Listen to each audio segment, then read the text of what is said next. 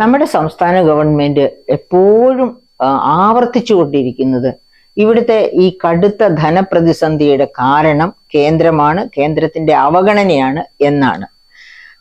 പക്ഷേ ഇവിടെ ധൂർത്തുണ്ട്, വകമാറ്റി ചെലവഴിക്കലുണ്ട് എന്നൊക്കെ പറഞ്ഞാല് ഇതൊക്കെ വെറുതെ പറയുന്ന വീൺ വാക്കുകളാണ്. ഇതിലൊന്നും അർത്ഥമില്ല. കേന്ദ്രത്തിന്റെ അവഗണന മാത്രമാണ് എന്നിങ്ങനെ ആവർത്തിച്ചുകൊണ്ടിരിക്കുക. ഒരു 57,000 കോടിയുണ്ട് ധനമന്ത്രിയുടെയും കൂട്ടരുടെയും കയ്യിൽ. കേന്ദ്രം തരാനുള്ള 54,000 കോടി. അത് മറ്റാർക്കും അറിഞ്ഞുകൂടാ ഏതാണ് ഈ 57,000 കോടി എന്ന്. പക്ഷെ അവർക്ക് എല്ലാവർക്കും കൃത്യമായിട്ട് അറിയാം. കേന്ദ്രത്തിനും അറിഞ്ഞുകൂടാ, ഇവിടെയുള്ള മറ്റ് ഉള്ളവർക്കും അറിഞ്ഞുകൂടാ.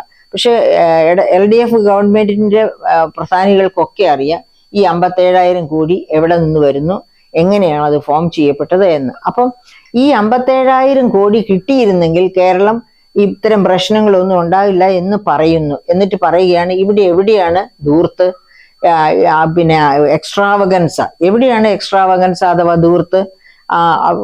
നമുക്ക് ഒരു തുറന്ന ചർച്ചയ്ക്ക് ഗവൺമെന്റ് തയ്യാറെന്നാണ് പറയുന്നത്. പക്ഷെ ഇതുവരെ തുറന്ന ചർച്ചയൊന്നും നടത്തിയിട്ടില്ല. വളരെ കൃത്യമായിട്ട് അത് വളരെ അമക്കി, അതായത് ആരും അറിയാതെയാണ് എല്ലാ കാര്യങ്ങളും ചെയ്യുന്നത്. അത് പ്രൂവ് ചെയ്യാനുള്ള ഒരു 100 എവിഡൻസ് വേണമെങ്കിൽ നമുക്ക് ഹാജരാക്കാനും പറ്റും. ഗവൺമെന്റ് ഒരു ചർച്ചയ്ക്ക് തയ്യാറില്ല. ധൂർത്തും സ്വജനപക്ഷപാതവും എല്ലാം ഇഷ്ടം പോലെ നടക്കുകയാണ്. അതായത് ഈ ധനപ്രതിസന്ധിയുടെ കാലത്തും 5 ലക്ഷം രൂപ ഒരു മാസം ശമ്പളം വാങ്ങുന്ന, അതായത് റിട്ടയർ ചെയ്ത ചീഫ് സെക്രട്ടറി ലെവലിലുള്ളവര് റിട്ടയർമെന്റിന് ശേഷം വീണ്ടും ഏതെങ്കിലുമൊക്കെ തുക്കടാ സേവനത്തിലേക്ക് തിരിച്ചു വന്നുകൊണ്ട് 5 ലക്ഷം രൂപ അവരുടെ പെൻഷൻ ഉപരിയായിട്ട് 5 ലക്ഷം രൂപ പ്രതിമാസ ശമ്പളം വാങ്ങുന്ന പോസ്റ്റിങ്സ് നടന്നിട്ടുണ്ട്. അത് എല്ലാവർക്കും അറിയാവുന്ന വളരെ ഓപ്പൺ ആയിട്ടുള്ള കാര്യങ്ങളാണ് അതൊക്കെ. അതുപോലെ നമുക്കറിയാം ഈ പാവങ്ങളുടെ സാമൂഹ്യ സുരക്ഷാ പെൻഷൻ കൊടുക്കാൻ നിവൃത്തിയില്ല. അവരുടെ ഏറ്റവും മിനിമം ആയിട്ടുള്ള കോക്ലിയർ ഇംപ്ലാന്റിനുള്ള സാധ്യതയില്ല. അതുപോലെ പെരിറ്റോണിയൽ ഡയാലിസിസിന് വേണ്ട ലിക്വിഡ് കൊടുക്കാൻ നിവൃത്തിയില്ല. കൊച്ചുകുട്ടികളുടെ പീഡിയാട്രിക് വിഭാഗത്തിന്റെ ചികിത്സയ്ക്ക് നിവൃത്തിയില്ല. അത്ര കടുത്ത ധനപ്രതിസന്ധി നിൽക്കുമ്പോഴും തൊഴുത്ത് ചർച്ച, അതുപോലെ തൊഴുത്ത് നിർമ്മാണം, നീന്തൽക്കുളം നിർമ്മാണം, അത് അങ്ങനെ എന്തെല്ലാം ചെലവുകൾ, അതൊക്കെ വിളിച്ചു പറയുന്നത് തന്നെ നമ്മുടെ അഭിമാനക്ഷതത്തിന് കാരണമാകും എന്നുള്ളത് കൊണ്ട് അത്തരം ഓരോ ചെലവുകളിലേക്ക് ഞാൻ കടക്കുന്നില്ല. പക്ഷെ അത്തരം ചെലവുകൾ നടത്തുമ്പോൾ നഷ്ടപ്പെട്ടു ചെയ്യാതെ പോകുന്ന ചെലവുകൾ, അതാണ് പാവപ്പെട്ടവരുടെ അതിദാരിദ്ര്യം ഇല്ലാതെയാക്കുമെന്നൊക്കെ പുരപ്പുറത്ത് പ്രസംഗിച്ചത് കൊണ്ട് ഒരു പ്രയോജനവുമില്ല. ഒരു ഗവൺമെന്റ് അതിദാരിദ്ര്യം ഇല്ലാതെയാക്കുന്നു എന്നുള്ളത് കർമ്മം കൊണ്ട് ചെയ്ത് കാണിക്കണം. അത് കർമ്മം കൊണ്ട് ചെയ്ത് കാണിക്കുന്നില്ല. അതായത് കർഷകർ ആത്മഹത്യ ചെയ്യുന്നു. എന്തുകൊണ്ട്? സംഭരിച്ച നെല്ലിന്റെ വില സമയത്ത് കിട്ടാത്തത് കൊണ്ട്. അതുപോലെ തന്നെ നമുക്കറിയാം സമസ്ത മേഖലകളിലും ഇതുപോലെയുള്ള സങ്കടകരമായ കാര്യങ്ങളാണ് നടന്നുകൊണ്ടിരിക്കുന്നത്. അപ്പൊ നെല്ലിന്റെ തന്നെ 1410 കോടി രൂപയോ മറ്റാണ് കേന്ദ്രത്തിൽ നിന്ന് 2017-18 മുതൽ ഇങ്ങോട്ട് കിട്ടാനുള്ളത്. എന്തുകൊണ്ടത് കിട്ടുന്നില്ല? കേന്ദ്രത്തിന്റെ ധനമന്ത്രാലയത്തിലെ ഡെപ്യൂട്ടി സെക്രട്ടറി, കൃഷി മന്ത്രാലയത്തിലെ ഡെപ്യൂട്ടി സെക്രട്ടറി തന്നെ ഇവിടെ വന്ന് അന്വേഷിക്കുകയുണ്ടായി. പക്ഷെ അദ്ദേഹം അന്വേഷിച്ചപ്പോൾ അദ്ദേഹം ഇവിടെ വിശദീകരിച്ചത് എന്താണ്? 2017-18 മുതലുള്ള എങ്ങനെയാണ് സംഭരണ വില കേന്ദ്ര ഗവൺമെന്റ് സംസ്ഥാന ഗവൺമെന്റിന് കൊടുക്കുക? അതിനൊരു രീതിയുണ്ട്. കേന്ദ്രം സംഭരിക്കാൻ പറഞ്ഞിരിക്കുന്ന വിലയ്ക്ക് നെല്ല് സംഭരിക്കുക, പണം കൊടുക്കുക, എന്നിട്ട് അത് കുത്തി അരിയാക്കി ഫുഡ് കോർപ്പറേഷൻ ഓഫ് ഇന്ത്യയെ ഏൽപ്പിക്കുക. ഇതിന്റെ മുഴുവൻ രസീതുകളും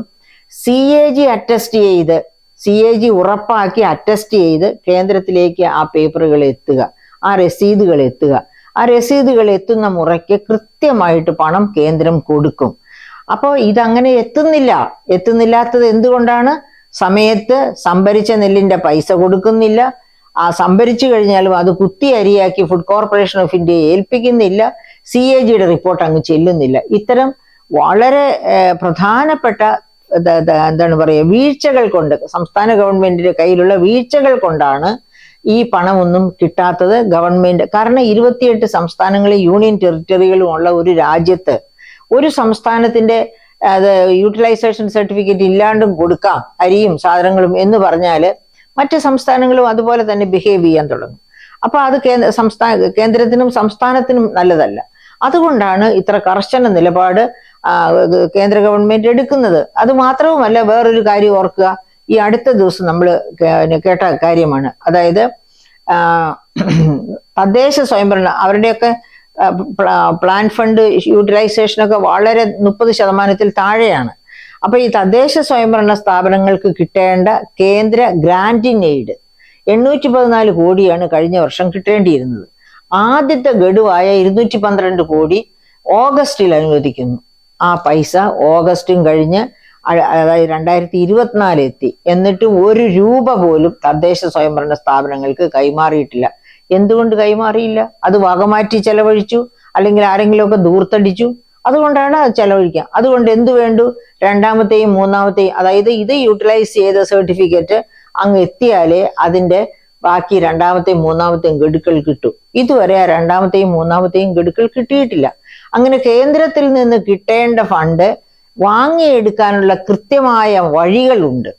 ആ കൃത്യമായ വഴികളോ രീതികളോ പാലിക്കാതെ കേന്ദ്രം അവഗണിക്കുന്നു, കേന്ദ്രം തരുന്നില്ല എന്ന് പറയുന്ന കേട്ടാൽ തോന്നും സംസ്ഥാനത്തിന്റെ വിടുപണി ചെയ്യാനാണ് കേന്ദ്രം ഇരിക്കുന്നത് എന്ന്.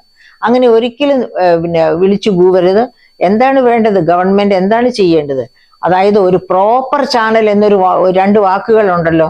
അതായത് പോകേണ്ട വഴികളിലൂടെ, പോകേണ്ട രീതികളിലൂടെ മുന്നോട്ട് പോയാൽ കേന്ദ്രം തരാനുള്ളത് തീർച്ചയായിട്ടും തന്നിരിക്കും.